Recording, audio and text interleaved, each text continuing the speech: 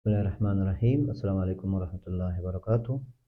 په دې ویډیو کې زه تاسو ته یو څو خوبونه تعبیر کوم. ان شاء الله مهم خوبونه دي، جالب خوبونه دي. یو خوب دا د غنم په باره کې، زه غنم یې کرلی. بل خوب دا وایي چاړه راسره یي، وایي هله قرباني کوو د میوې چاړه، د میوه خوري چاړه راسره یي واړه واړه 12 دانې، د دې څه تعبیر ده. بل وایي پل وي، پل باندې زه تېرېږمه، د لرګي پل وي او وایي خطا کېږم نیمه لاره کې، بل نظره و نظره یمه. او بل سپوږمۍ کتل شوې ده په خوب کې، وایي پوره سپوږمۍ مې 14 شپې سپوږمۍ مې په خوب کې کتلی. او بل خوب ده وایي لاره کې خښتې پراتې او زه روان یم او څوک وایي په دې لاره نشي تللی. او بل خوب ده وایي خلک مې جمع کړي دي او دعوت ورته کوم. نو دا خوبونه تعبیروو، اخره پورې موږ سره پاتې شئ. که چینل هم سبسکرایب کړی نه وي، چینل سبسکرایب کړئ، ملګرو سره شریک کړئ او خپل خوب کلي کړئ. نو واتساپ نمبر کې شته، هم د چینل کې ویډیوګانو کې شته زما واتساپ نمبر، هغه نمبر کې تاسو خپل خوب ماته اواز سره لیږلی شئ. زنګ به نه وهئ، اواز سره لیږلی شئ او بیا انتظار وکړئ خپل نمبر ته، ستاسو خوب بیا تعبیر کېږي انشاءالله. نو راځو اول خوب ته.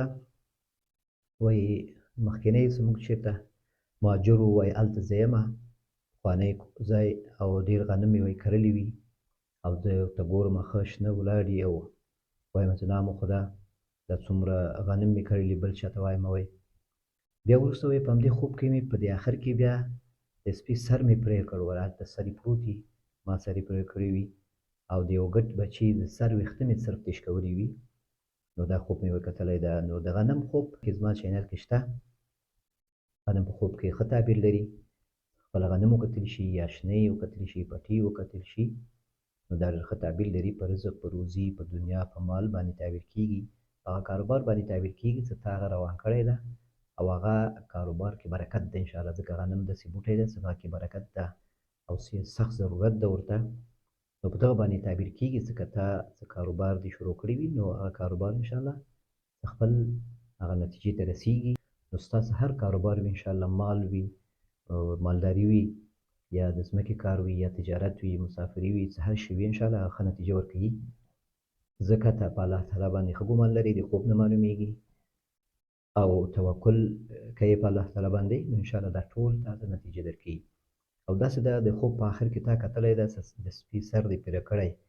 نو ما خو پوښتنه هم درنه وکړه چې دا خوب پوره نه ده، د آخري حصه یې واضح نه ده، دا سپي سر تا څنګه پرې کړي وي. خو سپی چې ده په خوب کې دا په یو بدزبان انسان باندې، کم اصل انسان باندې تعبیر کېږي. د سپي د خوب تعبیر هم شته، هم د یو ویډیو د چینل کې مستقل ویډیو ده پوره، هغه بیا وګوره. نو هغه کې انشاءالله ښه پوره وضاحت شته چې دا سپی په خوب کې کتل کېږي. غپای څه تعبیر لري، خوله لګولې څه تعبیر لري، او همداسې کتل کېږي څه تعبیر لري، یو انسان په هغه باندې میوار کوي دا څه تعبیر لري. او بیا ته وایې چې د یو ګټ بچي وي، د سر ویښته مې ترې خالي اشکولي وي وایي. نو دا ګډ او پسه دا په خوب کې د دې تعبیر هم شته په همدې چینل کې زما د ویډیوګانو کې، دا ډېر ښه تعبیر لري. د ما تحتو کسانو باندې تعبیر کېږي. نو معنا داسې که ستا د کاروبار کې څه کسان به وي چې هغوی اطاعت به لري، لکه ګډ او پسه دا په اطاعت باندې تعبیر کېږي چې خلک ستا د لاس لاندې کسان یا کورنۍ دا اطاعت کوي ستا. او دا سپی چې ده نو دا به هغه نفسي صفت ده د بعضو انسانانو چې هغوی خوله اچوي، تکلیف رسوي تا ته په خبرو سره، او هغو ته هم ته وخت نه ورکوي. خو د یو کنټرول، د یو کاروبار او کورنۍ کنټرول لپاره دا دواړه پکار دي. یعنې که څوک څه نرمي کوي هغه سره هم به په طریقه وچلېږي، او څوک څه هغوی لانجمن وي نو هغو سره هم په خپل طریقه باندې ورسره مخکې لاړ شي. او په دې باندې هم تعبیر کېږي ځکه د آخري خوب کې څه ده، دا شیطان کله کله مداخله کوي. نبي صلی الله علیه وسلم وایي ستاسو خوب ګورئ نو د خوب کې څه کومه حصه هغه کې داسې حصه وي چې هغه صحیح نه وي. لکه یو ښه خوب کې شیطان مداخله کوي، کوشش کوي چې هغه ښه خوب تا باندې خراب کړي. ځکه ښه خوب چې ده دا د الله تعالی لخوا ده، خپله یو حصه پکې کوي او هغه خرابوي در باندې. نو کیدای شي بیا که دا خبرې ما څه وکړې، که دا نه نو بیا د آخري حصه د خوب دی بیا خاص تعبیر نه لري. والله تعالی اعلم.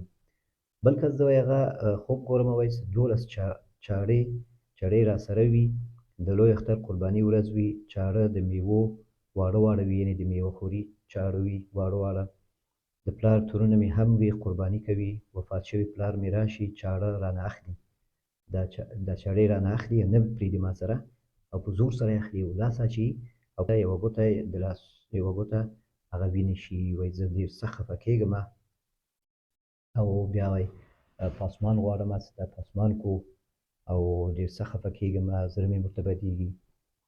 خو وایي بیا وروسته همداسې لاس مې کلک نیولی وي. قرباني کول دا ښه تعبیر لري. قرباني کول معنا یو غټ مسؤلیت ادا کول، یو عبادت وي یا یو غټ مسؤلیت وي د کورنۍ او اجتماعي کار وي د اتفاق او اتحاد د کورنۍ په دغه مسایلو کې تصمیم نیول، خبره کول او بیا څه کله ته وایې دا پلار تورونه دې هم وي نو دا همدغه د ځمکې معاملات کې داسې وي، کورنۍ معاملات د ځمکې د میراث تقسیم جایداد دغه مسایلو باندې که څه خبرې وي نو ته دې ته تا شروع کړې ده په داسې حال کې چې ته نه تجربه لرې او نه هم ورته پوره آمادګي لرې او دا کار ته سرته نشي رسولی. لکه یو قرباني په یو وړوکی چاقو باندې چاړه باندې څه د میوو چاقو وي وړوکی وي په هغه باندې خو حیوان نه حلالېږي. دا تاسو 12 دانې د لاس کې اخیستي دي او د یو حیوان د قربانۍ لپاره او هغه د میوو خوري چاقو وي واړه واړه نو په دې باندې قرباني هېڅکله نه کېږي. که ته څومره ځان ته وایې چې ما سره 12 دانې دي یو نه دي نو دا کار نه کېږي. لکه ستا دا خبرې ستا دا دلایل کوي که ته غواړې د ځمکې مسایل، قومي مسایل، کورنۍ تربورتوب دا مسایل حل کړې په خپل سر باندې یوازې نو دا کار ته نشي کولی او دې کار ډېر مسؤلیت غواړي او پلار دې د کورنۍ د هر څه مخالف دی دا کار. نو که دغه مسایل وي نو کوشش وکړه چې دا مسایل په یوازې ځان باندې دې ته لاس وانهچوې. دا مسایل واړه مسایل نه دي او په دې کې ته بندېږي او دې کې تا ته خطر هم دا مشکلات هم درته پېښېږي، دا په ټول کورنۍ هم ګډوډ کېږي. نو ښه خبره دا ده چې دا مسایل په ارامه باندې په جذباتو نه په احساساتو نه اکثر دا زموږ افغانانو کې دا مشکلات شته. دا ستا خوب هم څه ښه خوب ده او په دې کې الله تعالی ته متوجه کړې دې مسلې ده چې په دغه مسایلو کې ډېر احتیاط وکړه چې دا خراب نه شي په جذباتو باندې او په احساساتو باندې دا کار نه حل کېږي. الله دې وکړي چې دا د خوب په تعبیر باندې ته پوه شې او تا ته یو خیر ورسېږي. والله تعالی اعلم. بل خوب ده وایي ما ماخوستن استخاره وکړل د یو کار دپاره او ما په خوب کې ولیده زه مسجد ته روان یم ورسره چې وایي زه مسجد ته روان یم چې کله ورسېږم نو د ماښام اذان وي نو زه په ملا پسې ودرېږم نو په فکر کې مې راشي وایي چې ما روژه نه ده ماته کړې نو زه سلام وګرځومه او څنګ ته مې وایي غټ 2 خمان وي خم چاټۍ څه ورته وایي او پروت وي او زه ګیلاس ډک کړمه او په ګیلاس کې مچ وي نو زه اوبه چپه کړم او هغه بل خم ته ورشم او اوبه وڅښم نو د دې تعبیر څه دی؟ دا ښه تعبیر لري درته؟ دا ښه تعبیر لري، الله دې ته ښه کړي. نو خوب همدغه تعبیر ده چې ته وارخطا یې ډېر دې کار ته د کوم کار لپاره تا استخاره کړې ډېر ورته وارخطا یې او ډېر زیات استخارې دې کړي دي او ډېر زیات انتظار دې کړی او خپل کار باندې تا لا شروع نه ده کړی. لکه تا ته اوس ته وایي چې ماښام ده او زه ورځم او زه روژه یم او په لمونځ درېږم نو تا ته اول په کار و چې د الله تعالی حکم دا و چې تا باید دا روژه مات کړې وای او په خوب کې تا ته دا روژه بیخي په یاد هم نه ده او ته لمونځ باندې درېږي بیا وروسته خپل لمونځ بېرته خرابوې او ګرځوې او د روژې ماتولو لپاره ته اوبو ته راځې په اوبو کې بیا مچ وي نو د دې معنا دا ده چې ته وارخطا یې ډېر دې کار ته او ډېر استخارې کوې او هېڅ عمل دې نشته کار دې نشته کوم کار ضرور دغه ته نه کوې مقدماتي کارونه ته نه کوې او یو کار ته دې استخارې کوې او انتظار یې او فکرونه کوې سوچونه کوي خوبونو ته انتظار یې خوبونه وګورې استخارې او دا مسایل چې دا په خوبونو نه حل کېږي. زموږ ژوند باید په خوبونو نه وي روان. دا خوبونه چې دي دا صرف یو بشارت ده، یو خوشخبري ده، یو تنبیه ده او یو رهنمایي ده. نور اصلي تصمیمونه چې دي دا د انسان سره دي دا په یو وخت کې باید ونیسي. نو تا ته هم پکار ده چې ته خپل د کار دې شروع کړي او د روژې نه مراد چې کله روژه په خوب کې کتل کېږي دې لپاره زما یو ویډیو شته همدې چینل کې پوره تفصیلي خبرې په هغه کې دي چې دا روژه څه معنا ورکوي په کوم حالت کې ښه تعبیر لري په کوم حالت کې ښه تعبیر نه لري نو هغه وګوره انشاءالله هغه کې پوره وضاحت شته. خو دې خوب کې صرف همدومره تا ته وایم چې دا کار دی استخاره څه لپاره کوي بسم الله که کوم کار لپاره تا استخاره کړی استخارې نتیجه دا ده دغه آداب نه چې ته باید شروع وکړي چې ورسې که کار دې وشي نو ته وایې چې دغه د ما استخاره کړو خوشحاله یې که هم نه شي نو ته وایې چې د استخاره مې کړو بیا خفه کېږې نه ځکه الله تعالی ته اختیار ورکوي چې الله تعالی که دا ښه وي راته یې وکړه نو څه وي که مله ښه ده که وینې که معنا ښه نه درته، نو په دواړو صورتونو کې د استخارې دا فایده ده چې ته مطمئن کېږي بیا. نو دغه ستا د خوب تعبیر، نو الله دې وکړي چې خپل د خوب تعبیر باندې ته پوه شې. که نو سوال دې وضاحت دې غوښته، بیا هملته کمنټ کې زر وکړه، زر درته انشاءالله جواب درکوم. ځکه په واتساپ کې دغه واتساپ اکثر وخت خلاص نه وي، نو کمنټ کې بیا کولی شې زر ماته اطمینان هم راکړې د خوب د تعبیر د اورېدو د اطمینان کېدلو، او که سوال دې وي وضاحت غواړې هغه انشاءالله درکوم درته. والله تعالی اعلم. خوب د وایي پل وي او ترې لاندې اوبه روانې وي، وایي د لرګي پل وي، او زه زړه نازړه تېرېږم پل مات شي او اوبو کې ډوب شم، بېرته وایي ځان راوباسم، وپاش کېږم او بېرته ځان راوباسم، روانېږم، هغه بل خواته ماته یو بل پل ښکاري، وایي هغه ته ځان رسومه. په دې کې دا تعبیر ده چې ته یو کار په نیمایي کې پرېږدي. یو کار که ته ننوځې، داسې کار ته یو بل کار څه ده ته پرېږدي، او داسې یو کار ته څه ننوځې چې په هغه باندې ته شکي او ښه مطمئن پرې نه یې، نو داسې مه کوه. یو کار دې روان وي او یو کار ته چې ته لا شروع کړی دی نه ده، نو ډېر احتیاط سره هغه شروع کړه. د وتلو لار چارې وسنجوه، او دا هم وسنجوه چې دا کار ته کوې نو دا سر ته رسولی شي که نه یې شي رسولی. دې کې دا اشاره هم ده چې که ته درس و تعلیم دا پرېږدې، او دا پل چې ده دا اکثر په درس و تعلیم او په داسې کارونو باندې تعبیر کېږي چې هغه تا ته یو ښه دغه کوي، تا یو ځای ته رسوي. نو ته درس و تعلیم کوې او هغه غواړي چې پرېږدې یو کار لپاره، نو دا اشتباه مه کوه، درس و تعلیم ته دې دوام ورکړه.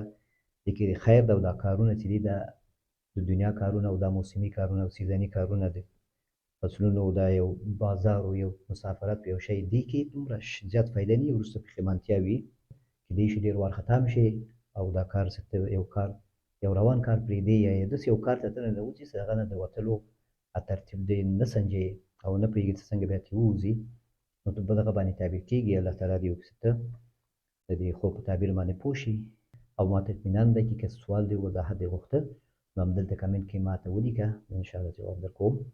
او واتساپ نمبر کې که بیا لیکي نو دا اکثر وخت بند وي، نو هلته بیا پاتې کېږي معنا. والله تعالی اعلم. بل خوب ده خور، وایي خوب کې سپوږمۍ لیدلې وي چې ورته ګورم داسې پوره غوندې هم وي او خوشحاله هم یم چې ګورم ورته ښایسته رڼا کوي. دا به څه تعبیر لري؟ دا ډېر ښه تعبیر لري. سپوږمۍ چې کله په خوب کې وکتل شي ښه پوره 14مه او ښه رڼا کوي، ښه پوره وي، دا په دې باندې تعبیر کېږي څه ښه رزق، ښه مال، ښه دنیا او ښه فرصتونه، ځکه میاشت هغه وخت ښیي، یعنې او ښه هغه خپل حد کې چې تا ته ډېر مشکلات پکې حل کېږي، شپه رڼا غوندې وي، نو په دې باندې تعبیر کېږي. څه مشکلات دې وي نو هغه رفع کېږي، یا په خاوند باندې هم تعبیر کېږي، په پلار باندې هم تعبیر کېږي، څو هغوی ښه حالت دی، یعنې هغوی دینداري په هغو کې شته او خیر یې رسېږي تا ته، کورنۍ ته، دې ټولو ته. او په دې باندې هم تعبیر کېږي د سپوږمۍ ښه صفا په اسمان کې کتل، دا نبي علیه السلام څه مثال ورکړی ده د الله تعالی د دیدار لپاره.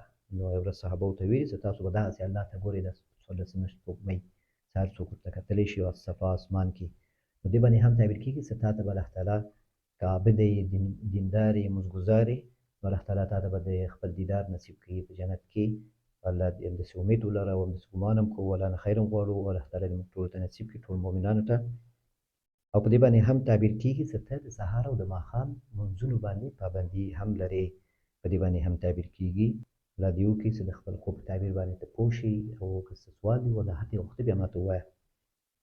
بل خوب ده وایي خښتې پرتې وي په یو ځای کې، او څوک وایي چې دې خوا را نه شي، زه وایي بل خوا لاړم، هلته پیاله وي، یو هغه نه تېرېږم، دیوال وي، یو هغه نه اوړم اخواته، او خلک ماهیان نیسي وایي، او یو کس ماته یو ماهي راکړي او یو چرګه راکړي، نو دا هم ښه تعبیر لري. یو ماهي چې ده په خوب کې دا په ښځه باندې تعبیر کېږي، یعنې که ته د واده نیت لرې، واده دې پاتې دي، نو دا واده دې انشاءالله سرته رسېږي. په کومه طریقه باندې چې ته غواړې کیدای شي هغه ونه شي، په یو بله طریقه باندې، په یو لږ وخت تېرېدو سره، په یو بله طریقه باندې، په ستاسو په زړه کېدای شي ونه شي. مثلا ته یو رقم وایې چې په دغه شکل باندې زه واده وکړم، په دغه شکل باندې دا معامله زموږ وشي، کیدای شي که هغسې ونه شي، نو په بل طریقه باندې کېږي. که څه اختلافات وي مسایلو کې کورنۍ، نو که شی راځي نو بیا په هغه کې ته وارخطا کېږه مه، ځکه دا لاره کې چې ته روان یې او هلته خښتې پرتې، نو دا کور دی، نو خښتې نه مراد کور جوړول او کور آبادېدل مراد دی. که د یو بل چا واده تا نه مخکې کېږي، خیر د ودې شي، یا که داسې معامله شاته مخکې کېږي، دې کې انشاءالله څه شر نشته، او تا ته الله تعالی څه کوم نصیب د هغه رسیږي درته او تاسو ته واده او هر څه په خیر سرته رسیږي. نو دا اوس ستا د خوب تعبیر الله دې وکړي چې د خپل خوب په تعبیر باندې ته پوه شې مطمئن شې او چې کله ته مطمئن شې بیا ماته ته اطمینان راکړه. نو تر آینده ویډیو پورې تاسو په الله سپارم چې یاست خوشحاله او آباد اوسېږئ. السلام علیکم ورحمة الله وبرکاته.